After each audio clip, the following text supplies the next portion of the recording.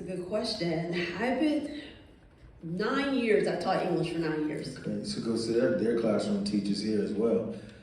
And on one point did you realize, because you've done a lot since you left the classroom, was that you just realizing that I want to be a part of every aspect of this education model, and or did you get bored being in the classroom, or did you want to be in these different spaces in order to reach children differently, but also be a part of the whole educational STEM process?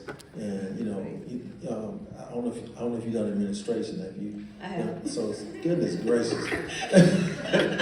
So you just want to see it from different vantage points, and so what was the moment, or what was that thing that caused you to leave the classroom and kind of spread your wings? Because there are educators in the audience, and they may take the same path or may have the same interests. That's a good question. I was not prepared to be asked a question today, but I would say I went to Purdue University. I got 2 licenses there, one in English and then one in reading. And I wanted to teach high school English, and I wanted to teach kids how to read that didn't know how to read. Yeah. The reason I wanted to do that is because I got an academics honors diploma, but I didn't get put into honors class until my sophomore year of high school. And if you don't understand what that's like to never be in an honors class, and then sophomore year you get thrown into that, Yeah. I felt like I just got thrown into the deep end of the water and I didn't know how to swim. And so I'm like struggling, and then you have all these other kids who don't know how to read. I'm like, this shouldn't be the system.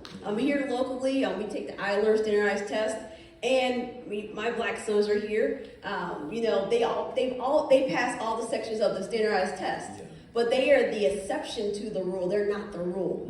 And so I have a problem when we have black kids, like, yes, your mom's an English teacher, but I guarantee you any black child can learn how to read. And so I just wanted to be a teacher. I never saw myself leaving the classroom.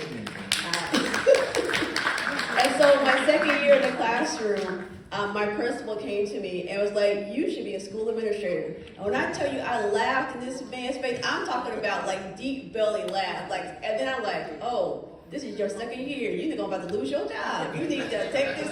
And I was like, no, I'm not a leader. I'm a teacher. I'm not leaving this classroom space. And so for me, it was older, a lot of black older teachers were like, I see this in you. So second year of teaching, I was the department chair of the whole department chair, and then the team leader of the whole 6th grade team. And so to be a second year teacher and you're the team leader over teachers that are older than you, and those teachers respect you and your authority, I just was like, oh, but then I went back to teaching for a while. So for me, it's been a winding journey. I never saw myself leaving the classroom, but as I got more, when I started getting multilingual learners, I didn't know what to do with them. So I went back to get my master's because I'm like, you can learn how to read, but I don't have the tools to teach you how to read. So I need to get more educated to teach you. And so those are the type of things is why I have all those licenses, because I'm like, I don't know how to do this. So let me go and teach myself. But Mr. Warren is sitting here. I am not going back to school anymore. Thank you. When they call my name, because I graduated in May from IU Bloomington, and I saw the video that my husband took. That man was shouting for no more tuition. I know that's what that man was shouting for. So I am done. But to be a teacher out here, in education, you don't really see that there's a ladder to climb. Even if you're not interested in climbing the ladder, mentor somebody else. Or if you're a new teacher, find somebody to mentor you. I mentor a lot of black teachers here in Indianapolis. I mentor a lot of white teachers in Indianapolis. I do that mostly for free because somebody did that mostly for free for me. They said, come on, Shante, let me help you. So that was like a long, winding road to say that wasn't my intention, but I found myself in these spaces, and it took other people seeing something inside of me that I didn't necessarily see. Yes.